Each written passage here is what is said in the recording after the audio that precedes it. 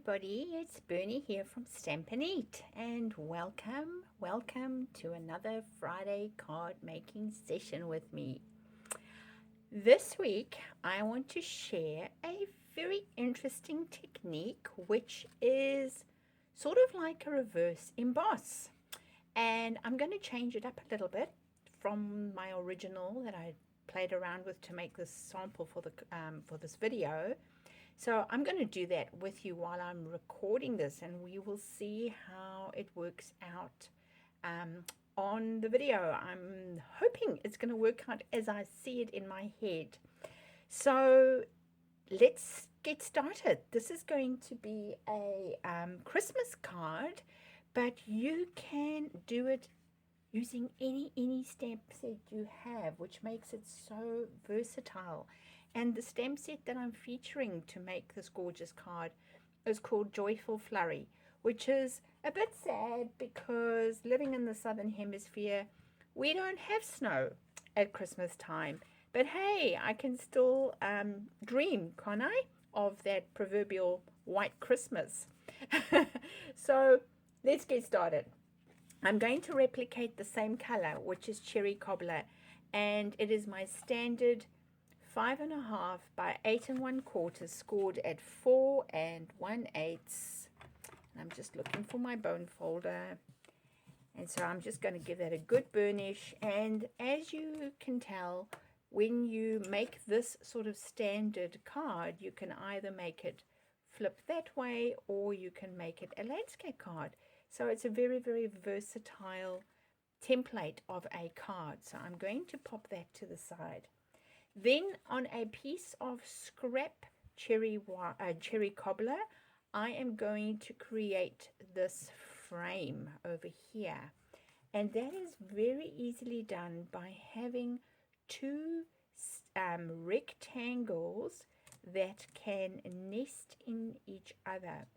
And I just happen to have the the stitched shape set, but you can use whatever you have. So I'm just going to run this through the die cut. Do bear in mind you need to keep that centerpiece as close in diameter, or as equal in diameter rather, around all the edges so that you can get a nice straight frame. So I'm just going to go and run that through and I'll be back. Right, so I have cut out my frame, which I'm going to set to the side. Don't throw this piece away because you can actually use it for another project, but we're going to use it as a template for today. And let me show you what we're going to do. So if you put it down on your piece of grid paper or wherever you're working, and you place a piece of vellum over it, that will just help you know where to emboss whatever it is that you want to emboss. So I'm just going to go over it with my embossing buddy, which is an anti-static, and I'm going to use my brush to just rub off any extra. Now, using my Versamark, I'm going to ink up the Snowflake, and it's really good to just get it nice and full of Versamark, because the more Versamark, the stickier and the better the powder sticks on there. So I want my Snowflake, that one was at an angle, but this one I want straight up. So I'm placing that over, and as you can see, I'm using that red square that we cut out as a guide so that I know more or less where on that red it's going to be. So I'm just going to lift my stamp up, and hopefully I can see that through the lens of my phone. So you should be able to see that it has stamped the Versamark. Now, using white embossing powder, I am going to emboss that in white. I actually think that's pretty cool that that showed up so well against that cherry cobbler when I was making that template. Okay, I just like to use a spoon. I do have the embossing buddy, the whole new thingamajiggy, but for these little projects, I find I can just spoon it quickly. That's easily done. And now I'm going to use my heat tool, and I'm going to heat emboss it. So I'm just looking to see it change white. And if you look carefully, you should be able to catch that on the camera.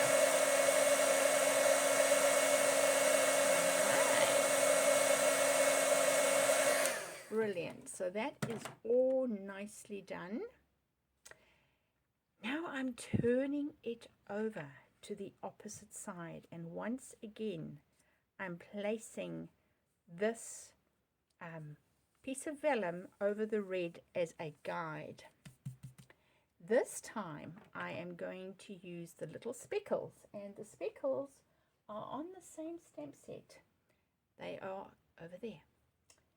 And I'm going to also use my Versamark, which I've put to my side. I'm just going to move these. There's so much that you can't see off camera that is just looking like a mess here. Now, holding this down. Oh, no, that's not what I want to do. Sorry, my apologies. I want to first ink it. So I'm going to use my cherry cobbler. So just lightly place the ink there. Now you need to just go carefully because this ink does smear if you're not going carefully. And you can go off a bit because you do want it to create a background, so that's okay. Awesome.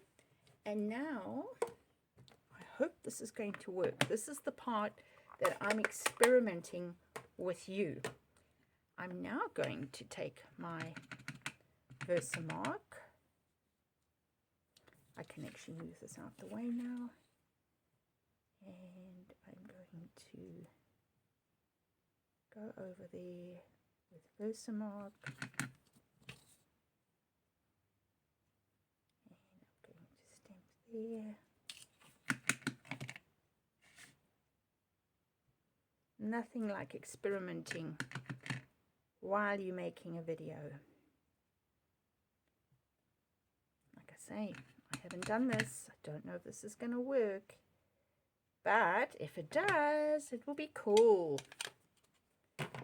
I'm now going to take my clear embossing powder, and I'm going over the back end of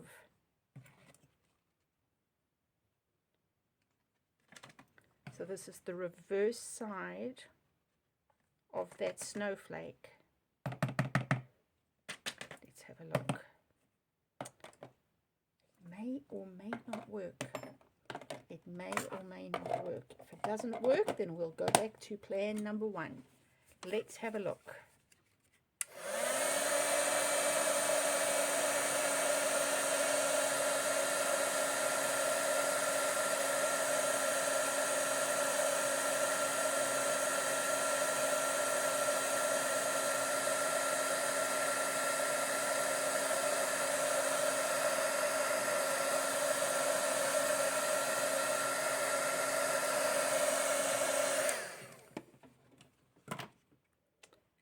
Turn it over. It certainly looks more vibrant than that one. So I'm just going to give it a few minutes. Oh, yep, no, that feels like it's dry enough. And now I'm going to go and cut this out on my using my paper trimmer. And I want it to fit in this frame. So it's 2.5. And I'm going to just trim it down to 2.5.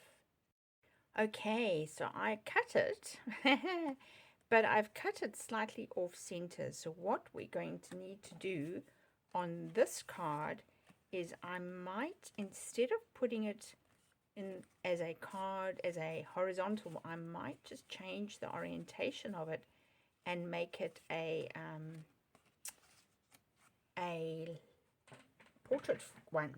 So let's work on this first. So I'm going to be using my foam strips. So they're really, really cool at creating some height. So if you just turn them around, they're super easy to manipulate as and how you want. They're super helpful in creating shaker cards because they have that thickness. And I might just cut that tiny bit off there. That goes in there. There's a little bit extra. Get rid of that.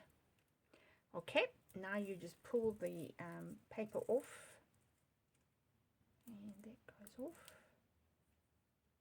And now you can stick it. Well, what I actually found was to turn it upside down and place this like that. That I found was the easiest way to do it. So here you've got your frame. Now we just need to decide where we want to put this. I'm sort of leaning...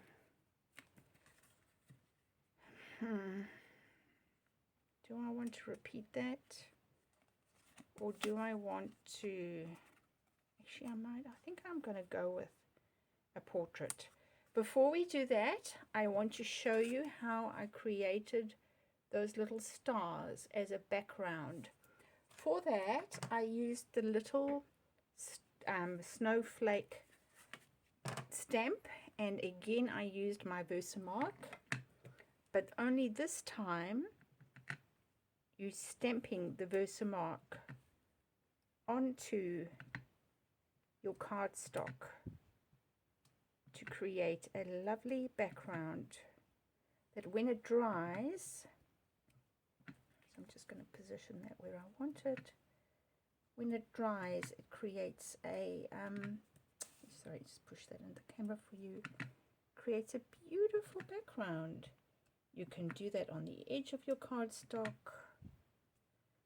So I just want to use a spot here. And let's just go out there. Brilliant, I'm happy with that.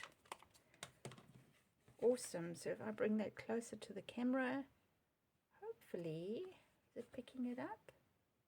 Hopefully you can see the background I've created. So that stuck itself down with the foam. So that's cool. So let's do the next step. And the next step is going to be to make our sentiment. So I've just cut myself a piece of cherry cobbler and basic white.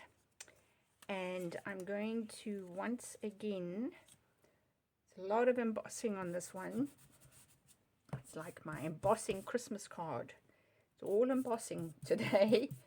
I'm going to emboss the word Happy Christmas. Once again, I'm looking for my Versamark, so I'm just going to get that stamp straight. And I'm going to ink up the Happy Christmas. Oopsie, I'm moving that. And I'm coming in nice and straight, holding it down for a little while. And there we go. This one I'm going to do in the white embossing powder. So I'm just going to wipe off my teaspoon.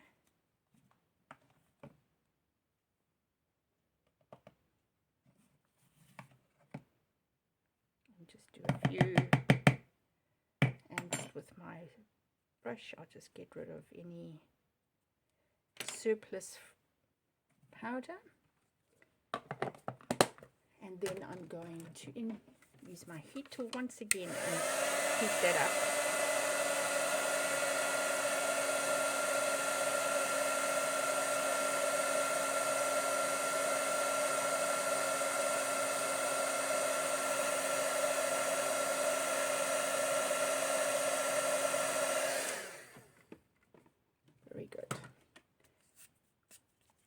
So next thing is to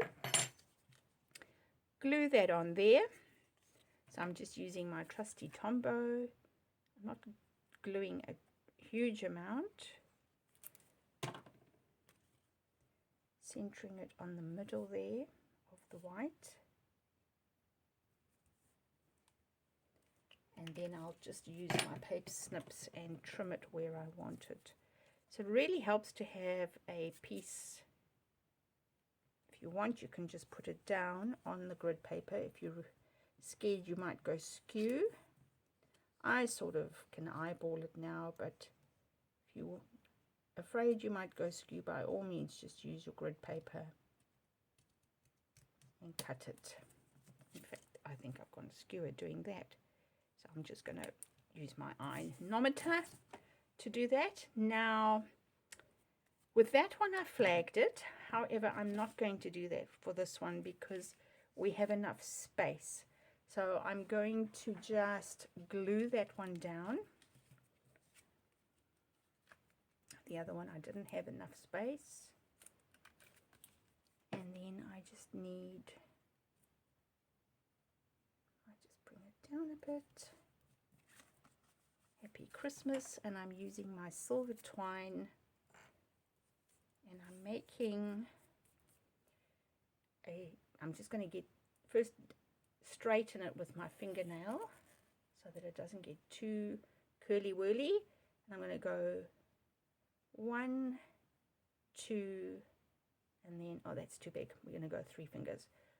1, 2, 2 in there, and lift them off your fingers. Cut this extra off.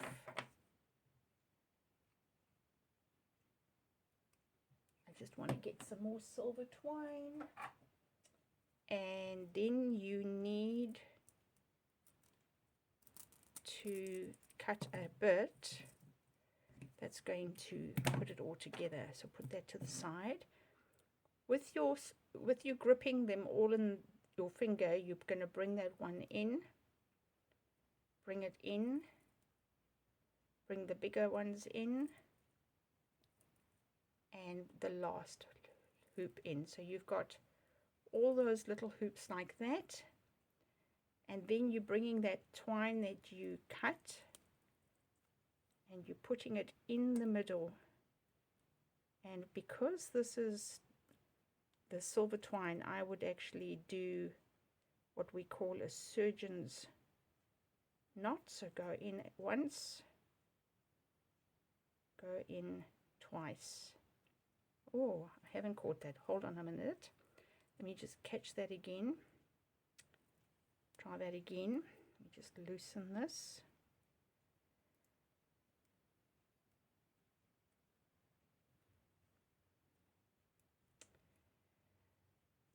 Okay, so I've got it. I'm pinching it. It is very tricky when you're working with these types of, the twine I find is harder to do than the ribbons because they're very, very curly. So it's going in there, catching it. There we go. And I'm going to go 1 and 2, and there we go. So now I've caught it. So once you've caught it, you can then fluff out your little bunny ears of your thing, and you can just straighten out all your tails. They're quite rebellious. And then I usually pick it up on a glue dot, and I'm just thinking that I might just stick it there. So I'm going to cut it. This one is extra. I'm taking that out and I'm cutting that one. And because this one is being, otherwise I'm just going to twirl it. Just give it a little bit of, here we are. Perfect. Okay. So it looks a little different to the one that we did, the very first one. Let's just get these back in the camera lens. So we've got different orientations. I gave it a go doing the clear. I don't think it made that much of a difference. I was hoping for it to pop a little bit more, but I don't think it makes that much of a difference. And probably with this one, you could extend the banner across. But what I wanted to show you was the idea of reverse embossing, where you emboss on the one side and you then put some background detail, as well as just embossing a background on your card with the same theme. So I hope that's been inspirational. I hope you're going to go and give that a go, give that a try, and see what fun projects you come out with. And remember, until we meet again, to stamp and eat and sleep and to repeat. Bye.